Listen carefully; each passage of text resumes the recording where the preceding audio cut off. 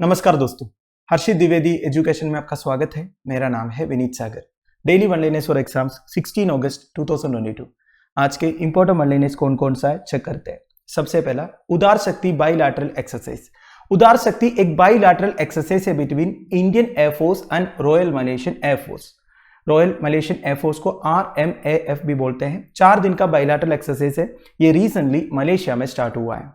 तो इस एक्सरसाइज में Indian air force is taking part with Su-30 MKI and C-17 Globemaster और Malaysian air force Su-30 MKM aircraft use कर रहा है। ठीक है।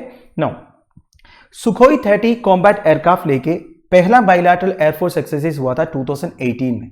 2008 से 2010 तक इंडियन एयरफोर्स का ट्रेनिंग टीम मलेशिया पहुंच गए थे मलेशियन पायलट्स को Su-30 SKM एयरक्राफ्ट में ट्रेनिंग देने के लिए। ठीक है। तो इंडिया और मलेशिया के बीच में डिफेंस कोऑपरेशन के लिए ये एक्सरसाइज बहुत काम आएगा। नाउ और कौन कौन सा एक्सरसाइज होता है इंडिया और मलेशियन मिलिट्री के बीच में? हरिमाऊ शक्ति, INRMN बिलाट, होप एक्स एक्सेट्रा। ध्यान दीजिएगा। साथ साथ में मलेशिया का मैप भी चेक कर लेते हैं दोस्तों। Malaysia one of the important south east Asian country है। साउथ चाइना सी के साथ अपना बॉर्डर शेयर करते हैं। मलेशिया का कैपिटल है फेडरल टेरिटरी ऑफ कोलालमपुर। ध्यान दीजिएगा, federal territory of Kuala Lumpur. Now Malaysia में 2 मेजर आइलैंड्स है दोस्तों, एक वेस्टर्न आइलैंड और एक ईस्टर्न आइलैंड। ये जो ईस्टर्न आइलैंड है दोस्तों, ये बोर्नियो आइलैंड में है। बोर्नियो दुनिया का लार्जेस्ट आइलैंड है जिसमें 3 कंट्रीज का पार्ट है, एक इंडोनेशिया और मलेशिया, तीसरा ब्रूने। और मलेशिया कितने कंट्रीज के साथ अपना बॉर्डर शेयर करता है? Thailand, Singapore, Indonesia and Brunei.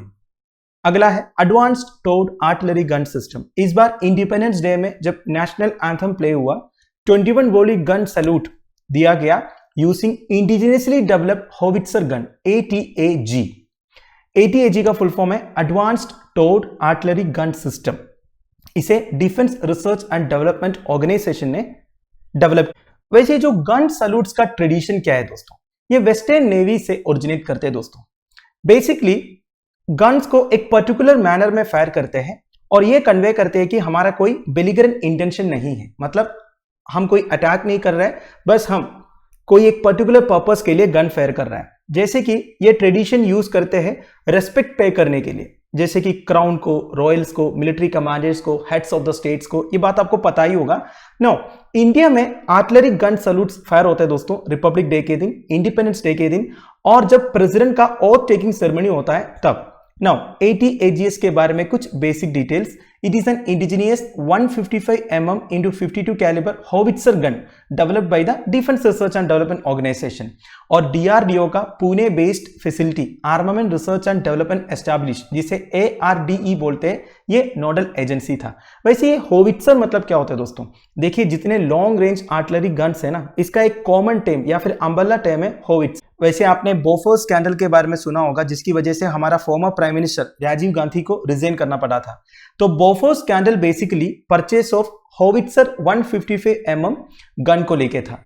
अगला है 5th elephant reserve of Tamil Nadu at Agasthyamalai. Central government announce किया है establishment of another elephant reserve at Agasthyamalai Tamil Nadu. ये इंडिया का 32nd एलिफेंट रिजर्व होगा दोस्तों, एंड तमिलनाडु में 5th 1197 square kilometre of area dedicate किया है एलिफेंट कंजर्वेशन के लिए। ठीक है। तो तमिलनाडु का फॉरेस्ट डिपार्टमेंट को सेंटर से फिनेंसिंग भी मिल जाएगा through project elephant.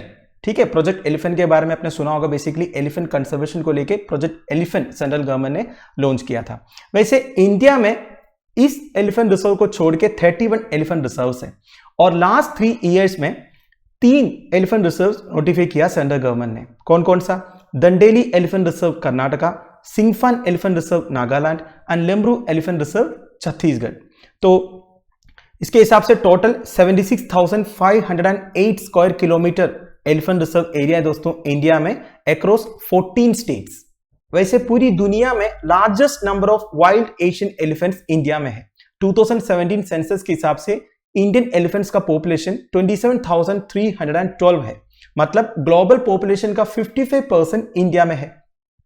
Elephant reserves include areas of human use and habitation unless the elephant reserve lie inside an already protected reserve forest or the protected area network। इसका मतलब क्या है? देखिए, elephant reserve के अंदर human use and habitation हो सकता है। हाँ, अगर एक एलिफेंट रिजर्व ऑलरेडी एक प्रोटेक्टेड रिजर्व फॉरेस्ट या प्रोटेक्टेड एरिया नेटवर्क के अंदर है तो उधर ह्यूमन यूज एंड हैबिटेशन हो नहीं सकता। मेरा कहने का मतलब है elephant reserves in India are not legally protected habitats. ठीक है, कोई लीगली प्रोटेक्टेड हैबिटेट्स नहीं है। बेसिकली एलिफेंट का एक हैबिटेट को ऐसे रिजर्व डिक्लेयर करते हैं, उधर ह्यूमन यूज एंड हैबिटेशन हो भी सकता है। अगला है डिजी यात्रा, the contactless passenger processing system for airports. Delhi international airport run by GMR announce किया है संदेश डिजी यात्रा इनिशिएटिव का लॉन्च। तो basically beta version of the application Android platforms में अवेलेबल है। ये दिल्ली एयरपोर्ट का टर्मिनल 3 में सेटअप होगा। वैसे आपको पता होना चाहिए इंडिया में जो मेजर एयरपोर्ट्स है ना दोस्तों, ये एयरपोर्ट अथॉरिटी ऑफ इंडिया के कंट्रोल में नहीं है। आज के हिसाब से जो मेजर एयरपोर्ट्स है like Mumbai international airport, Delhi international airport, Hyderabad international airport, ये सब का मेजर शेयर्स प्राइवेट कंपनीज के पास है। जैसे कि देखिए दिल्ली इंटरनेशनल एयरपोर्ट अभी के हिसाब से GMR ऑपरेट करता है। ठीक है, नाउ डिजी यात्रा के बारे में, it envisages that travellers pass through various check points at the airport through paperless and contactless processing. देखिए दोस्तों, सिंपल सी बात है, नॉर्मली आप जब एयरपोर्ट में जाते हो तो काफी सारा चेकिंग वगैरह होता है, आपको पेपर्स दिखाना पड़ता है, आपका ID दिखाना पड़ता है। पर ये जो डिजी यात्रा है इसे पेपरलेस एंड कॉन्टैक्टलेस प्रोसेसिंग होगा।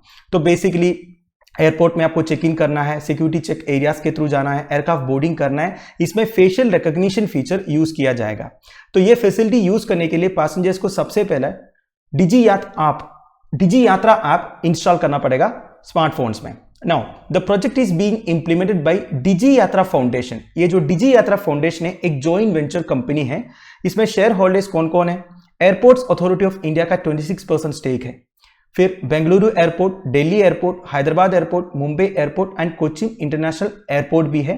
ये 5 share holders equally hold the remaining 74% shares. तो समझ गया ना, 74% शेयर्स जो है इन मेजर एयरपोर्ट्स के पास है और बाकी जो 26% शेयर है ये एयरपोर्ट्स अथॉरिटी ऑफ इंडिया के पास। Final news, president approves gallantry awards. आप सबको पता होगा president of India republic day and independence day के दिन गैलेंट्री अवार्ड्स अप्रूव करते हैं armed forces and central armed police forces personnel के लिए।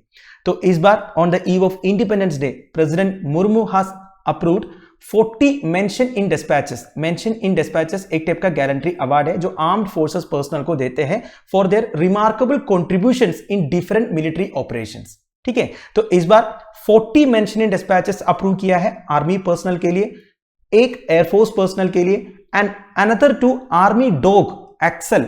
देखिए आर्मी डॉग एक्सेल का डेथ हुआ था by a terrorist in Kashmir Baramulla district last month during an anti terror operation. तो पोस्टमसली आर्मी डॉग एक्सेल को भी mention in dispatch gallantry award दिया गया। ठीक है, नाउ प्रेसिडेंट आर्म फोर्सेस का सुप्रीम कमांडर है, ये बात आपको पता ही है।